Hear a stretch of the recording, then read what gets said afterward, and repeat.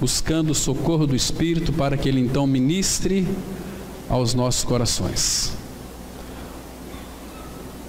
Deuteronômio, capítulo 33, de 26 a 29, a palavra de Deus diz assim: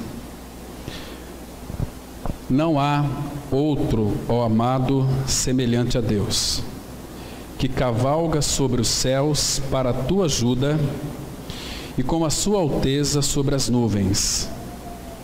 O Deus eterno é a tua habitação, e por baixo de ti estende os braços eternos.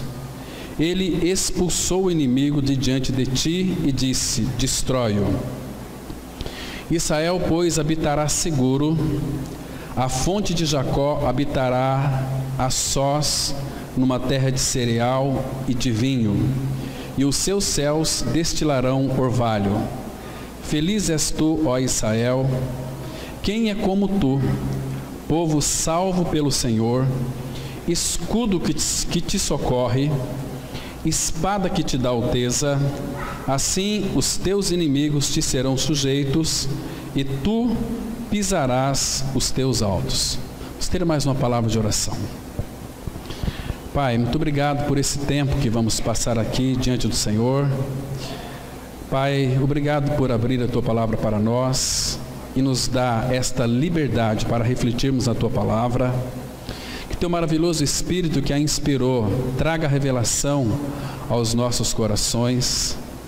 Aviva-nos pelo novo nascimento, pelo Teu Espírito.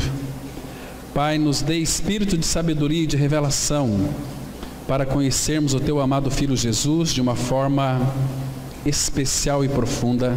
Acrescenta o Teu Filho em nós. Obrigado, Pai, pelo Teu amor revelado na cruz em Cristo. Obrigado, Pai, porque nós podemos ser Teus filhos e chamá-lo de Pai, por causa do grande amor com que nos amou. Pai, fala com cada um de nós. Não permita que as nossas mentes se distraiam daquilo que vai ser dito.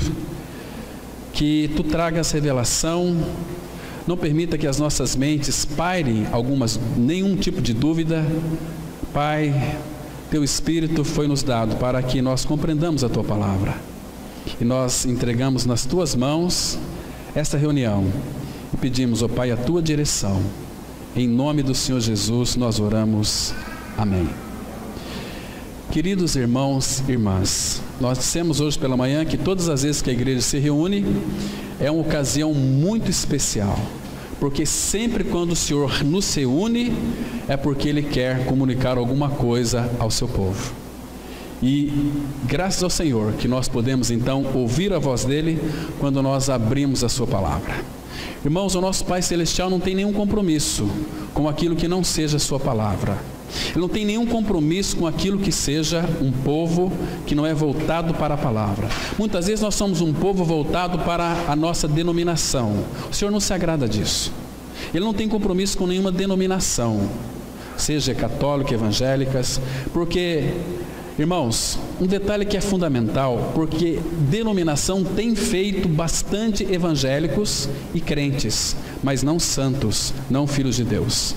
Então, uma pergunta que nós devemos sempre fazer, irmãos, e vigiar, como nós tratamos hoje pela manhã aqui sobre o tema como vencer a tentação. Nós somos de fato crentes ou somos de fato santos? Você já parou para pensar?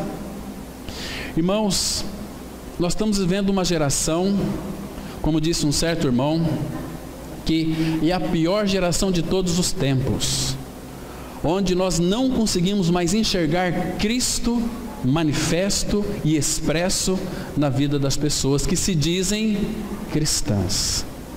Elas confessam muito amor ao Senhor, mas a sua vida desdiz tudo aquilo que elas professam com seus lábios.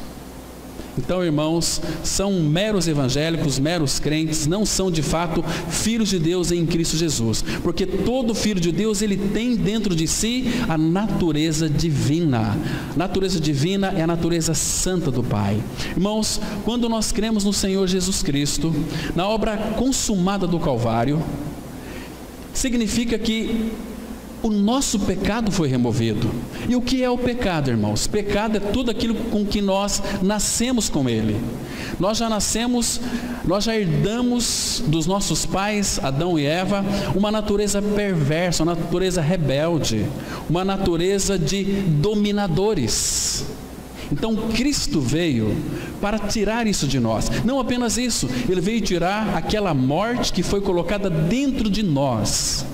Romanos 5,12, um texto que nós conhecemos, a palavra fala que assim como por um só homem entrou o pecado no mundo, e pelo pecado a morte. Por isso que a morte passou a todos os homens, porque todos pecaram. Então, irmãos, nós já nascemos possuidores, uma natureza perversa e com o vírus da morte. Mas, irmãos, o que é fundamental, o que é muito interessante, é que Cristo veio para tirar essa natureza de morte dentro de nós.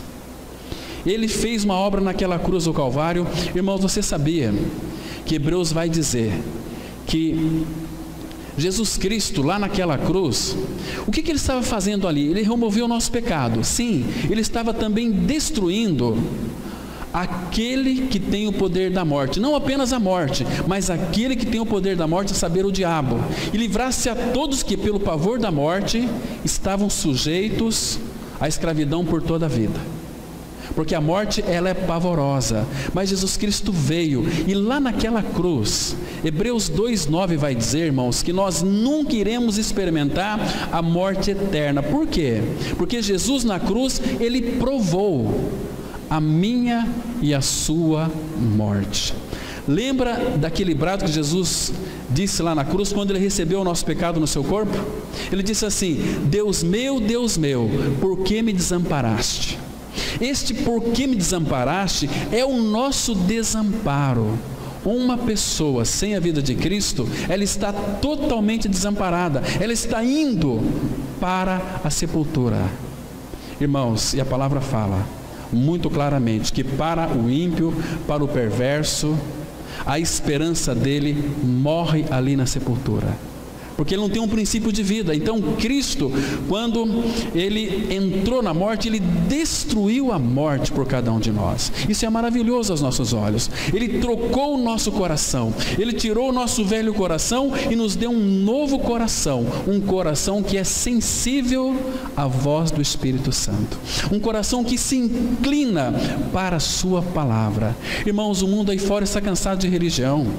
O mundo aí fora está cansado de ver esses crentes mequetrefes, crentes de meia sola, que professa muito amor diante do Senhor, mas o coração está diante dele, porque as obras que eles praticam não condiz com aquilo que eles são. Isso é muito terrível. E o mundo generaliza todos de uma forma, são os evangélicos. Irmãos, nós não somos evangélicos. Também não somos uma cambada de crentes aí, não. Ou nós somos santos, ou nós não somos absolutamente nada. O que adianta nós andarmos aqui com um distintivo muito grande, né, de religiosos, de evangélicos, mas cadê vida de Cristo? Cadê realidade? As pessoas, elas imitam. Uma pessoa perfeitamente, ela pode, sem ter a vida de Cristo, pregar para o seu próximo. Salmo 28,3, a palavra fala assim: não me arraste com os ímpios, com que praticam a iniquidade, que falam de paz ao seu próximo, mas têm no coração perversidade. Então é muito comum as pessoas pregarem a Bíblia e não pregar a palavra de Deus. Isso é muito sério. Olha, irmão, nós temos conversado aqui com muitas pessoas que frequentam comunidades 15, 30, 40 anos, e se morrer, vai para o inferno. Nunca foi revelado para eles o verdadeiro evangelho da graça. O evangelho que salva, que transforma, que restaura, que regenera, que traz vida em abundância. Então as pessoas, elas leem Bíblia, muitos ímpios lêem Bíblia, muitos evangélicos vazios do evangelho lêem Bíblia, porque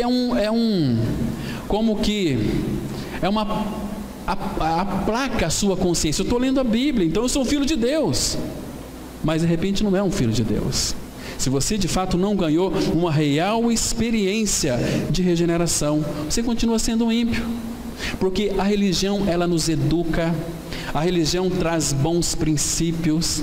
A religião diz assim: você tem que fazer isso, fazer aquilo para ser uma pessoa boa. O Evangelho disse: olha, já foi feito, creia e será salvo. Tem muitas pessoas tentando desempenhar um papel religioso para tentar obter de Deus alguma coisa. Irmãos, o Pai, Ele nos deu tudo para nós, que é o seu Filho Jesus. Colossenses 3,11 fala: porém, Cristo é tudo em todos. O que o Pai tinha de mais especial para mim e para você, Ele já nos deu, que é o seu Filho Jesus Cristo.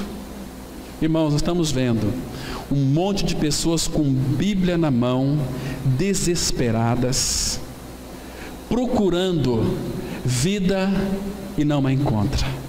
Irmãos, nós podemos perfeitamente imitar um cristianismo, lermos Bíblia, orarmos, fazer uma série de coisas sem vida de Cristo. Pessoas que professam muito amor ao Senhor, mas o coração está distante dele. Olha o que diz, abra sua Bíblia em Tito, capítulo 1, Tito 1. A palavra vai mostrar aqui, irmãos, vai desdizer o que muitos estão aí professando sem nenhuma realidade espiritual. A palavra, ela é tão clara, ela não deixa dúvida. 1, versículo 15 e 16. Então nós temos essa declaração na palavra de Deus. Diz assim a palavra, Tito 1, 15 e 16. Todas as coisas são puras para os puros. Todavia, para os impuros e descrentes, nada é puro, porque tanto a mente como a consciência deles estão corrompidas. No tocante a Deus, professam conhecê-lo, entretanto, o negam por suas obras. É por isso que são abomináveis, desobedientes e reprovados para toda boa obra. Está vendo assim?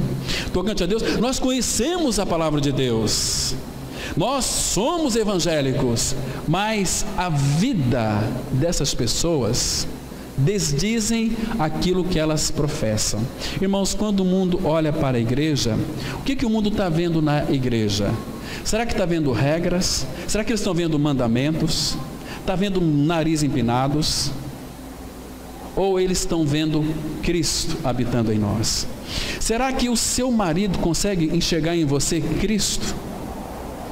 Será que a sua esposa consegue enxergar em você a pessoa de Cristo? Ou o que vê? Uma pessoa extremamente ignorante, brava, que não tem intimidade com o Senhor, os filhos estão se perdendo, porque, irmãos, muitas vezes os pais, eles educam seus filhos, mas eles não vivem aquilo no qual ele passa aquela educação, né? Porque não experimentaram este conhecimento pleno do Senhor. Por exemplo, a palavra fala assim: ensina o teu filho no caminho que se deve andar, até quando for velho não se desviará dele. Mas existe um princípio para nós educarmos os nossos filhos, irmãos. Se você não amar o Senhor, às vezes nós amamos o pastor da igreja, amamos a igreja, mas, irmão, se nós não amarmos o Senhor, está tudo errado. O nosso foco, ele está como que desfocado de uma realidade espiritual na qual Cristo não é a primazia. Ele tem que ser a primazia em todas as coisas. O apóstolo Paulo, ele diz assim, olha, 1 Coríntios 16, versículo 22, a palavra diz assim: se alguém não ama o Senhor, seja anátema. A palavra anátema, vocês sabem que é maldito. Você já parou para pensar nesse versículo aqui? Você de fato ama a Deus? Você ama o Senhor? Porque quando nós amamos o Senhor, a palavra de Deus não vai ser para nós um desencargo de consciência. A palavra de Deus vai ser como hoje, estava reunido junto com os jovens e estudando ali alguns versículos. O Salmo 119 é um salmo que exalta a palavra. E ali, Davi, em algumas expressões, ele disse assim: quanto amo a tua lei, é a minha meditação todo o dia. Lembra do Salmo 1, no versículo 2, que diz assim: antes o seu prazer está na lei do Senhor, e na sua lei medita de dia e de noite. E no versículo 4 fala assim: e tudo quanto fizer será bem sucedido. Por quê? Porque medita na lei do Senhor, tem prazer na lei do Senhor. Então, quando uma pessoa ama o Senhor, ele ama a sua palavra. Irmãos, e quando nós, pelo menos confessamos, porque quando nós confessamos diante dos irmãos que amamos o Senhor, isso é muito fácil, nós podemos ser muitas vezes hipócritas. Mas, irmãos, você de fato, consulta seu coração, faça essa pergunta para você diante do Senhor, porque Paulo foi muito claro em 1 Coríntios 16, verso 22, se alguém não ama o Senhor, seja maldito. Você ama a Cristo? E se nós amamos a Cristo, irmãos, por exemplo, citar uma situação aqui. Eu amo a minha esposa me ama. Então, nós gostamos de estar juntos. No nosso quarto é o lugar de intimidade nossa, intimidade do casal, né? Se nós amamos a Cristo, o que ele disse lá em Mateus 6? Vocês, quando orar, entram no quarto e fecham a porta. Para quê, irmãos? Para ter comunhão com Ele, para ter intimidade com o nosso Senhor. Irmãos, dá para nós fazermos uma verificação na nossa vida se amamos a Cristo ou não. Quanto tempo temos passado com Ele? Porque eu tenho falado aqui algumas vezes que existem dois tipos de oração: a oração de petição e a oração de intimidade. Nós oramos, abençoa meu trabalho, abençoa minha família, abençoa meus filhos. São orações legítimas que devemos fazer. Salva meus familiares que não são salvos ainda, abençoa a tua igreja, Senhor. São orações de petições. Mas existem aquelas orações, são orações de intimidade, onde você pode estar ali se derramando diante do Senhor, aos pés do Senhor. Fala: Senhor, abra o meu entendimento, abra meu coração, eu quero te conhecer cada vez mais, porque Ele é infinito. Irmãos, se nós, quando começamos a nos deparar com o amor do Pai, é um amor tão grande, tão infinito. Ele disse assim em Jeremias 31:3: com amor eterno eu te amei. Um amor eterno, um amor infinito, um amor que não se acaba, um amor que, na expressão do apóstolo Paulo em 1 Coríntios 13:7, um amor que tudo sofre, tudo crê, tudo espera, tudo suporta. É um amor de compromisso, porque quando Ele olhou para você e chamou você pelo seu nome para crer em Cristo Jesus, Ele assumiu a responsabilidade de cuidar de você e de mim. É compromisso dele, do Pai. Ele se responsabilizou em cuidar de nós. Ele cuida. E o que é mais interessante, irmãos, você sabe que você tem muitos defeitos, e eu também tenho. Mas nós somos a igreja do Cordeiro, a igreja que foi comprada pelo sangue de Cristo. Agora, irmãos, por favor, preste atenção. Você sabe por que a igreja, ela é gloriosa? Você deve saber. Claro, porque glorioso é o Senhor Jesus. Então, se Ele habita em mim, habita em você, a igreja, ela é uma igreja gloriosa. Deixa eu mostrar para vocês a figura da igreja, lá em Ezequiel capítulo 16. Deixa eu ler uns versículos para vocês aqui, para vocês verificarem, irmãos, quão precioso é o nosso amado Senhor. Capítulo 16 de Ezequiel.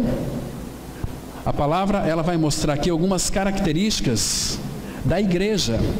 Primeiro, todo o capítulo 16, irmãos, fala da infidelidade de Jerusalém. A Jerusalém aqui, no Antigo Testamento, ela está prefigurando a igreja, né? Graças ao Senhor que nós somos a realidade da igreja. E nós precisamos saber o que é a igreja. Igreja não é religião, igreja não é denominação. Palavra da Cruz, Assembleia, Batista, isso não é igreja, isso é coisa inventada por homens. E Deus não tem compromisso com a nossa denominação, Ele tem compromisso com a sua palavra e com vidas. E Ele disse assim, olha, presta atenção, Ezequiel 16, versículo 8, presta atenção, irmãos, que lindo aqui. Passando eu por junto de ti, vi-te, e eis que o teu tempo era tempo de amores. Estendi sobre ti as abas do meu manto e cobri a tua nudez.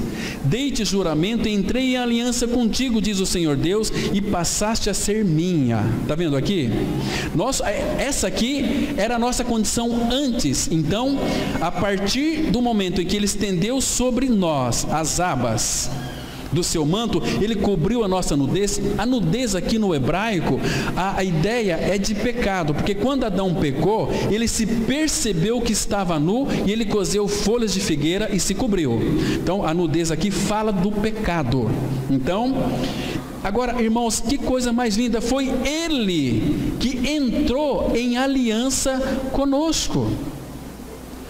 Eu fui salvo porque um dia eu busquei a Deus. Não, você não buscou a Deus, você nunca quis buscar a Deus. Romanos 3 fala que não há quem entenda. Romanos 3,10 diz assim: não há quem entenda, não há quem busque a Deus, todos se extraviaram. Entende? Ele que veio nos buscar na pessoa de Cristo, pela encarnação do Verbo. O Verbo se fez carne e colocou a sua morada dentro de nós. Ele veio para nos buscar, veio para mostrar o seu amor, a sua graça. Não temos que pagar nada pela salvação, não temos que desempenhar nenhum papel religioso para sermos salvos. A salvação foi inteiramente pela graça, porque na cruz ele nos atraiu no seu corpo, crucificou a nossa velha natureza perversa, porque para o pecado não tem jeito, e tem muita gente lutando contra o pecado. Contra o pecado não se luta, se morre para o pecado. Paulo diz assim, Romanos 6,2: como viveremos ainda no pecado nós, os que para ele morremos? Nós morremos para o pecado, você está morto. A não ser que você não ganhou essa experiência ainda. Cristo veio para tirar o pecado e você fica no pecado? Porque 1 João 3,8, a palavra ali é muito dura. João diz assim: quem comete pecado é do diabo, porque o diabo vive pecando desde o princípio. Para isto o Filho de Deus se manifestou, para destruir, para desfazer as obras do diabo. E foi lá na cruz que ele desfez as obras do diabo, tornou eu e você livre. Queridos, não é aceitar Jesus, é crer em Jesus. E a palavra aqui significa estar unido a Cristo. O que é crer em Jesus? É estar unido a Cristo. O grego vai dizer exatamente isso. Eu creio em Jesus, eu estou unido a Ele. Paulo vai dizer lá em 1 Coríntios 6, verso 19: aquele que se une ao Senhor é um espírito com Ele. É eu em Cristo e Cristo em mim. Não mais eu, mas Cristo vive em mim. Nós estamos nele, mas Ele também está em nós.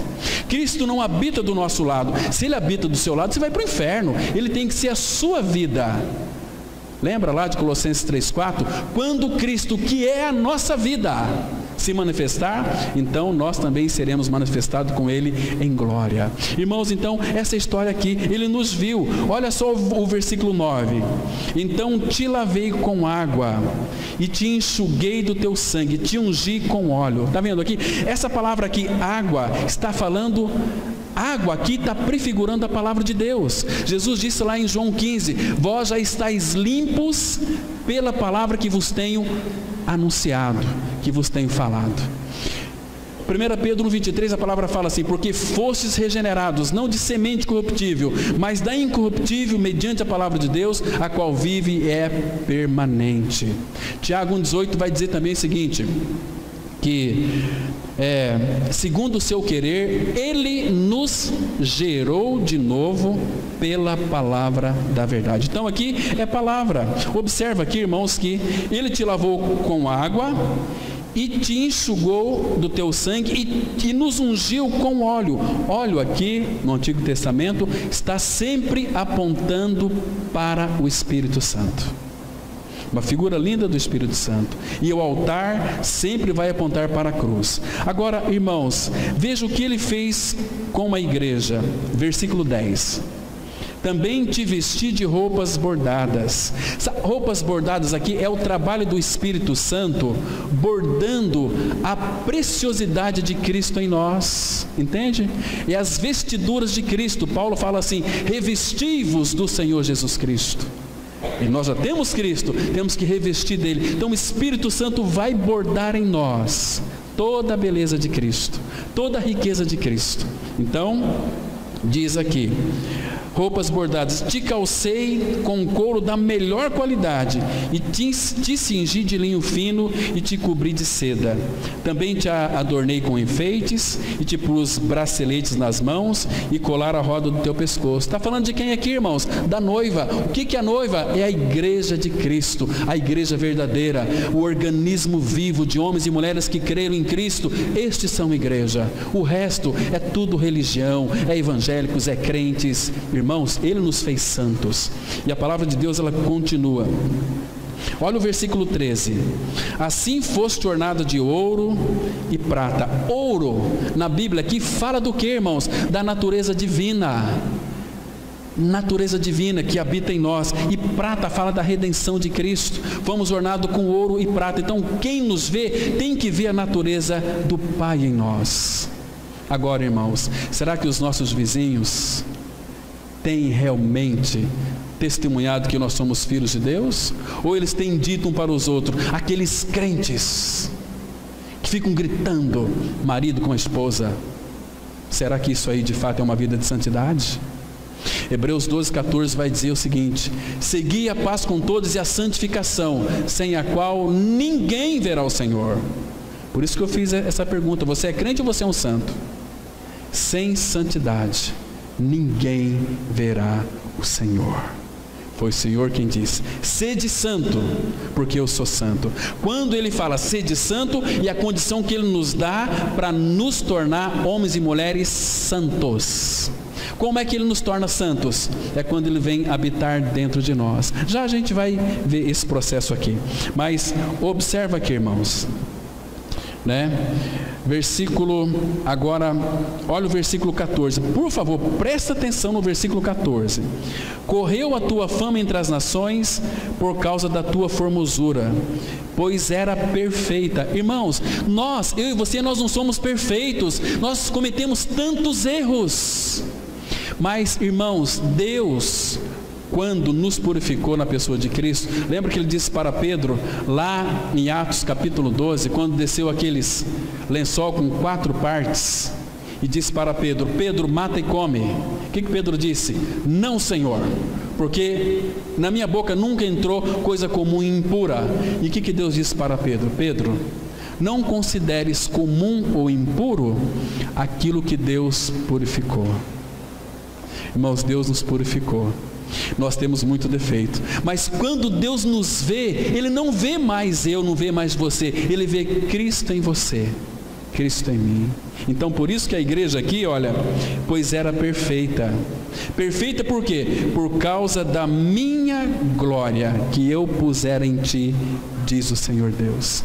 Irmãos, que defeito Deus vê na igreja? Nenhum. Quem que vê defeito na igreja? São os crentes, são os evangélicos mequetrefes, que não vivem uma realidade espiritual. E sabe por que a gente consegue enxergar defeito em nossos irmãos? Sabe por quê?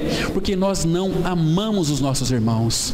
Porque Pedro disse assim, 1 Pedro 4:8, o amor cobre multidão de pecados. Deus nos ama tanto, irmãos, nos ama tanto que Ele não consegue enxergar um só defeito na sua noiva, na sua igreja. Ele vê uma igreja perfeita, uma igreja santa. Abra em Eclesiastes capítulo 4, versículo 7. Veja que linda expressão nós temos aqui, irmãos. Cântico de Salomão, capítulo 4, versículo 7. Então aqui vocês sabem, irmãos, que Salomão, ele é uma figura de Cristo, e a Sulamita, ela é uma figura da igreja, entende? Então veja aqui, Cântico ou Cantares, capítulo 4, versículo 7.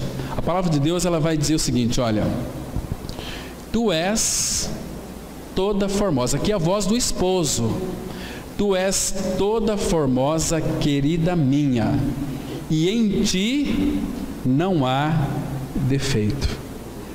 Está vendo? Mas nós temos tantos defeitos, mas o Pai, quando nos contempla, porque Ele nos purificou, porque o Pai nos vê de uma forma parece estranha, porque Ele nos vê através do sangue do seu Filho Jesus. Aquele sangue, irmãos, precioso sangue, que purificou todos os nossos pecados. Entende? Então ele está dizendo para nós aqui, por que a igreja é formosa? Porque se você ler Salmo 45:2, vai dizer que Jesus, ele é o mais formoso de todos os homens. Então, Cristo habitando em nós, torna a igreja formosa, a igreja bonita, a igreja graciosa, a igreja gloriosa. E fala aqui, e em ti não há defeito. Ele não vê defeito na igreja, porque ele ama tanto a igreja. Irmãos, e quando falar de uma forma bem humana aqui agora, você se lembra quando você se apaixonou pela sua esposa? Você esposa, quando viu seu marido pela primeira vez, você viu algum defeito nele?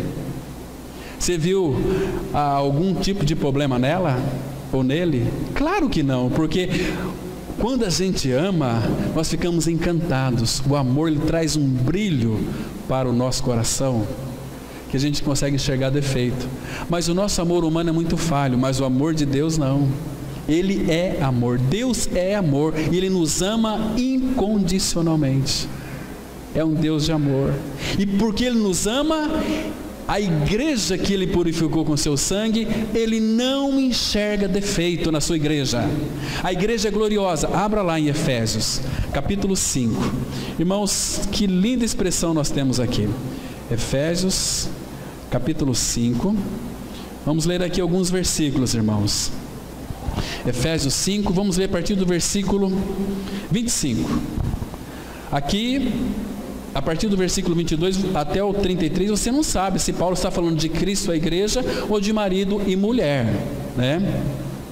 Mas ele diz assim, olha, versículo 25: maridos, amai vossa mulher, como também Cristo amou a igreja, e a si mesmo se entregou por ela. Presta atenção, irmãos, olha o tamanho deste amor aqui. Ele se entregou pela igreja, porque ele amou a igreja. Para que ele entregou a igreja? Olha o versículo 26. Para que a santificasse. Ele santificou a igreja na sua morte e ressurreição. Então você não é um mero crente, um evangélico, você é um santo. Santo e amado do Pai. Ou você tem dúvida deste amor dele? 1 João 3,1, a palavra fala assim: vede que grande amor nos tem concedido o Pai, a ponto de sermos chamados filhos de Deus. E de fato nós somos filhos de Deus. Irmãos, mas eu quero que você preste atenção. Diz assim: vede que grande amor nos tem concedido o Pai. Que amor que é esse, irmãos? Ele entregou todo o seu amor, entregou o Filho para morrer para gente imprestáveis igual eu e você, que nós somos terríveis. A nossa natureza, ela é implicante, é rabugenta, a nossa natureza é falar mal dos outros, mas Ele nos amou. Jesus ama porcaria igual eu, igual você. Nos amou e nos santificou, olha aqui, para que a santificasse, tendo-a purificado por meio da lavagem de água pela palavra. Para quê? Olha o versículo 27, para apresentar a si mesmo igreja gloriosa. A igreja, irmão, não é qualquer coisa. A igreja de Cristo, ela é gloriosa. Por que ela é gloriosa? Porque o glorioso Senhor Jesus habita dentro desta igreja, não aqui no templo, mas nós somos o templo do Espírito Santo. Então você pode dizer que você é uma pessoa gloriosa, porque você é habitado pelo glorioso Senhor. E a igreja é gloriosa para apresentar a si mesmo igreja gloriosa, sem mácula, nem ruga, nem coisa semelhante, porém santa e sem defeito. Irmãos, quanto defeito o Pai vê na igreja? Nenhum. Quanto defeito nós vemos na igreja? Aquele irmão lá anda torto, aquele irmão lá tem um bigode assim estranho, aquele irmão lá é magro, aquele lá é gordo, aquele lá é esquisito, aquele lá... Porque nós não amamos os irmãos. E amar os irmãos é imperativo. Jesus disse assim, olha, amai-vos, novo mandamento vos dou, que vos ameis uns aos outros, assim como eu vos amei. Nisto todos conhecerão que sois meus discípulos, se tiverdes amor uns pelos outros. Irmãos, o Pai tem proposto para o Filho uma igreja tão maravilhosa. E o Senhor Jesus, irmãos, Ele sofreu tantas dores de parto ali naquela cruz. Imagina que tamanho sofrimento Ele sofreu por mim e por você naquela cruz, porque Ele te ama com um amor incomparável.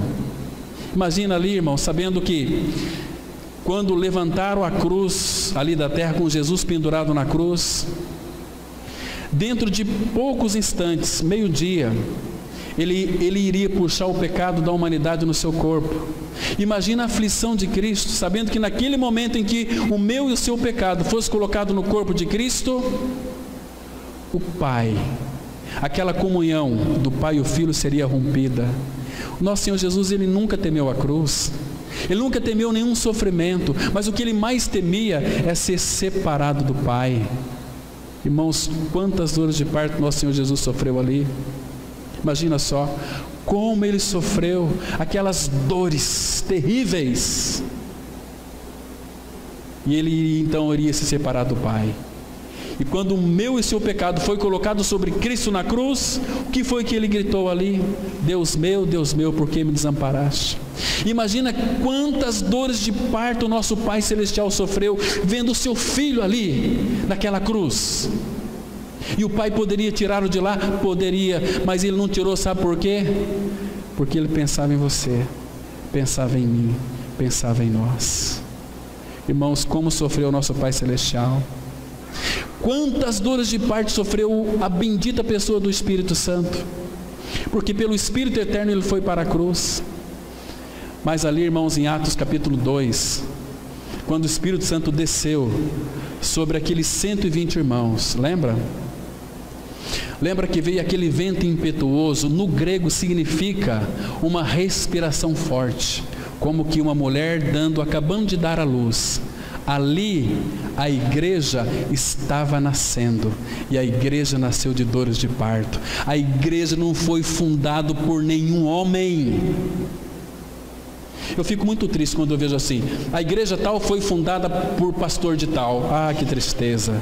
Não entendeu o que é a igreja. A igreja não é fundada por nenhum homem. A igreja nasceu, e se ela nasceu, teve dores de parto.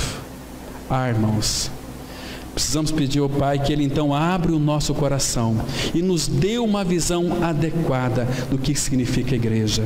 E olha aqui que coisa mais linda: Ele não vê na igreja nenhum defeito. A igreja, do ponto de vista do Pai, ela é sem defeito. Então, irmãos, nós somos crentes ou somos santos? Porque sem santificação ninguém verá o Senhor.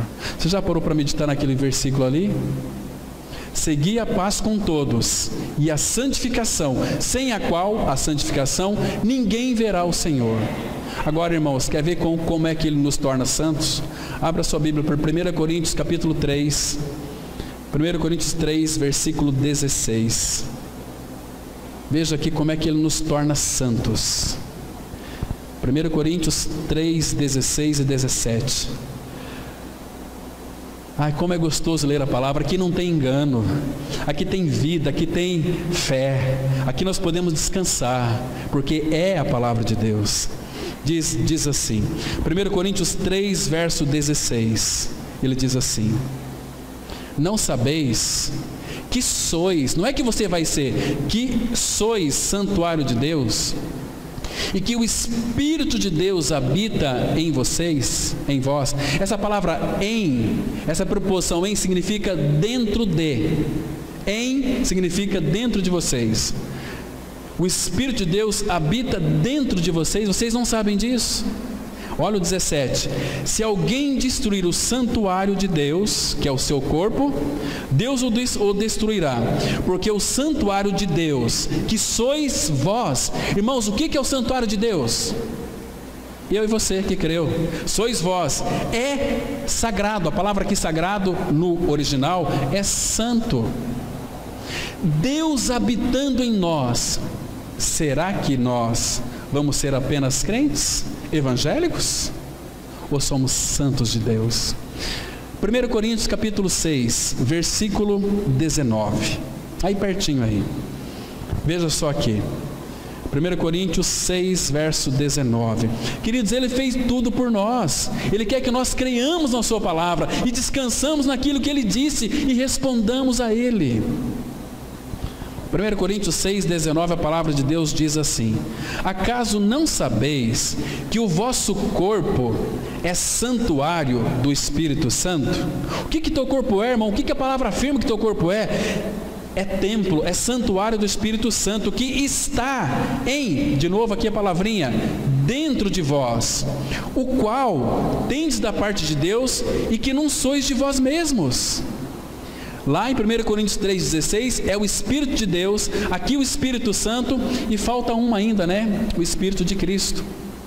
Gálatas capítulo 4, versículo 6, vamos lá, 6 e 7, Gálatas capítulo 4, versículos 6 e 7, vai mostrar que nós somos habitados pelo Filho também, mas aqui é o Espírito do Cristo glorificado, Gálatas 4, versículo 6, a palavra de Deus, ela diz assim, olha, eu vou ler a partir do versículo 4 para nós pegarmos o contexto aqui, que diz assim a palavra: vindo porém a plenitude do tempo, Deus enviou seu Filho, nascido de mulher, nascido sob a lei, para resgatar os que estavam sob a lei, a fim de que recebêssemos a adoção de filhos. E porque vós sois filhos, enviou Deus ao nosso coração o Espírito de seu Filho, que clama, Abba, Pai. Então aqui, irmãos, nós somos habitados por quem? Primeiro pelo Espírito de Deus. A pessoa de Deus habita em nós, a pessoa do Espírito habita em nós, e a pessoa do Filho habita dentro de nós. O que você é? Um santo ou você é um crente? Irmãos, dá um pulo, por favor, lá para 1 Pedro, capítulo 1. Aqui, irmãos, são textos intrigantes da palavra de Deus que nós não conseguimos, do ponto de vista humano, às vezes nem pensar nele. Nós às vezes fugimos desses textos aqui. Mas, irmãos, todos nós nascemos filhos da desobediência, filhos de Adão. Mas na cruz em Cristo, Deus trocou a nossa natureza, a nossa filiação. Éramos filhos do diabo, Ele nos tornou filhos de Deus. Éramos filhos da desobediência, renascidos em Cristo, somos filhos da obediência. Nós obedecemos, não é porque nós vamos nos esforçar por obedecer. O obediente só tem um, que é Cristo. Ele que é o obediente, Ele vindo habitar em nós, nos faz obedientes. Nós não temos capacidade de obedecer a palavra de Deus, nós não temos. A nossa parte é fugir de Deus, mas Cristo habitando em nós, Ele é obediente. Olha só, 1 Pedro 1, versículo 14, presta atenção aqui, diz assim: como filhos da obediência, não vos amoldeis às paixões que tinhas anteriormente na vossa ignorância. Quando nós não sabíamos, ignorância, aqui a palavra ignorância no original é trevas.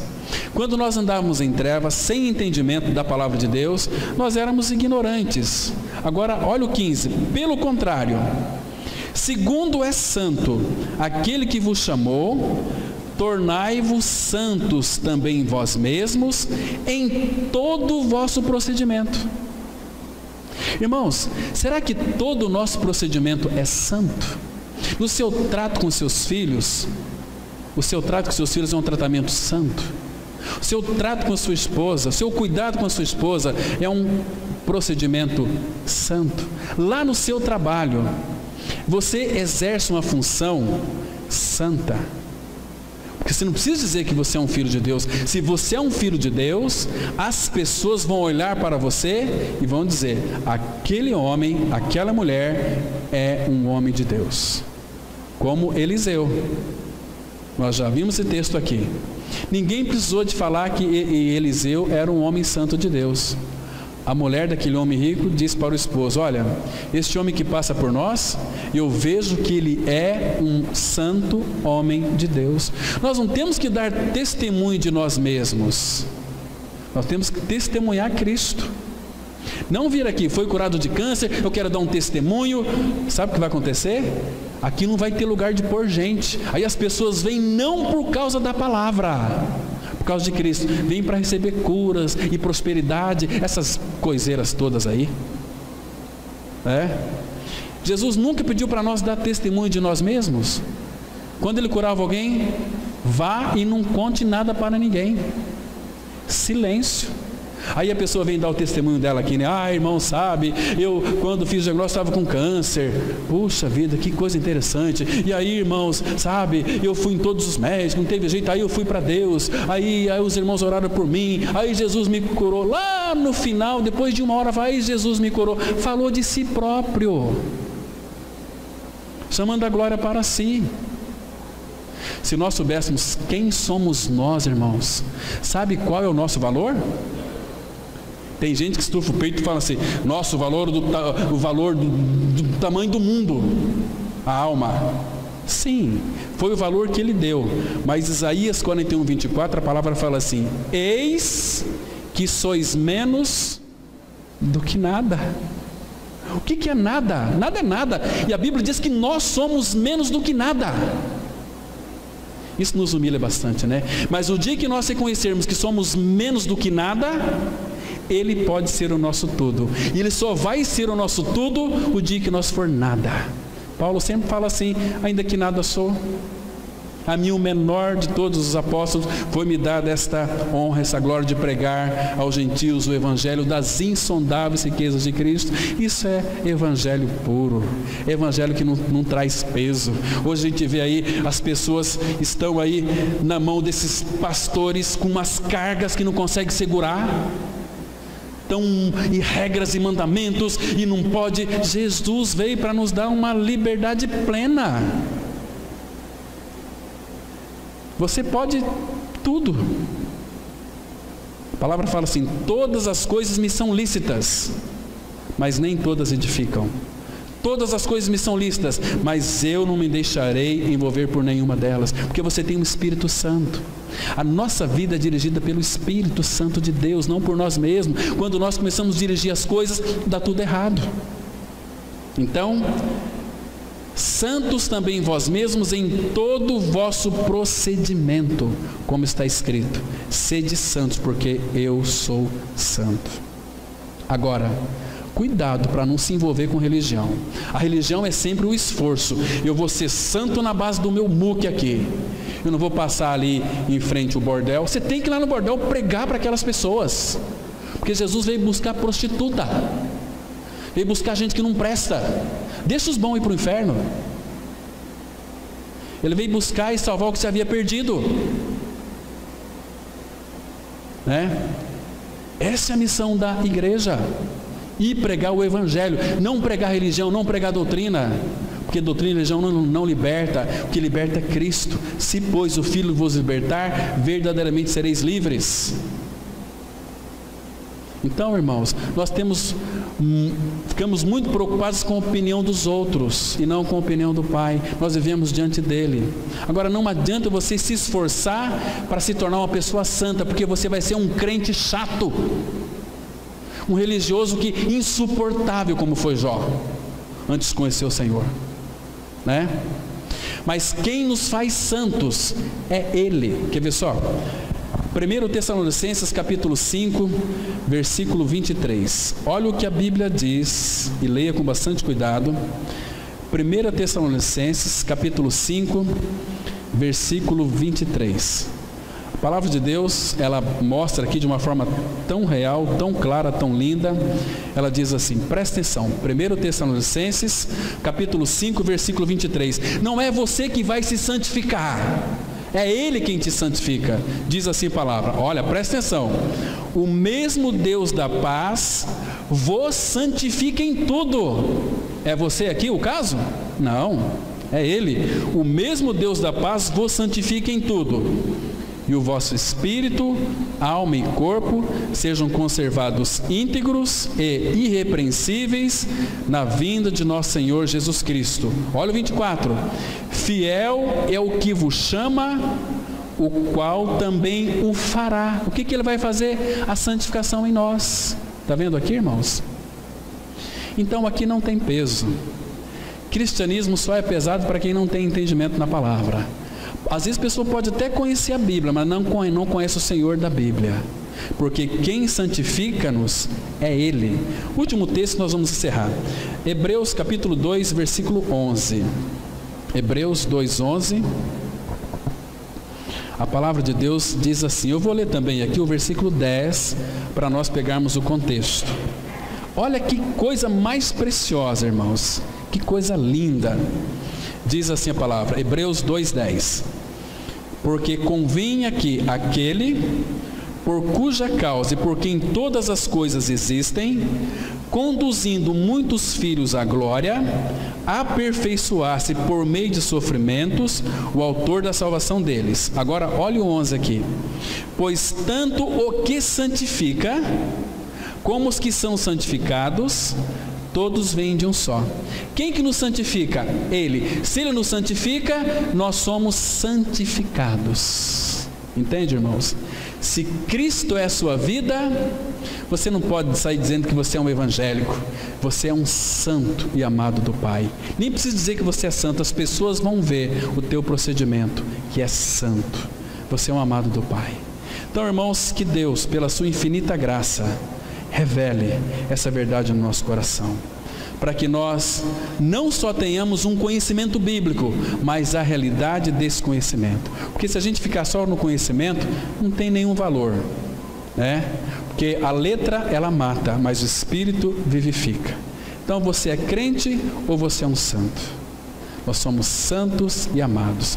Se você observar todas as cartas, principalmente aquela carta aos Coríntios, 1 Coríntios 1, 2 e 3, aquela carta, aqueles irmãos, tinha irmãos que praticavam ali incesto, uma igreja imoral, uma igreja idólatra. Paulo, quando escreveu para eles, escreveu aos santos que vivem em Corinto e aos santificados em Cristo Jesus. Está vendo, irmãos? Amém. Vamos ter uma palavra de oração. Pai, obrigado pela Tua palavra, pelo tempo que passamos aqui, lendo a Tua palavra, meditando na Tua palavra. Obrigado, Pai, porque nós temos essa liberdade de nos congregarmos como Teu povo, como a Tua igreja, e nos prostrar a Teus pés e render louvores a Ti.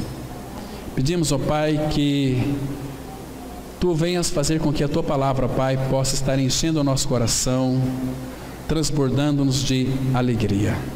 Faça isso em cada um de nós. Em nome do Senhor Jesus nós oramos. Amém.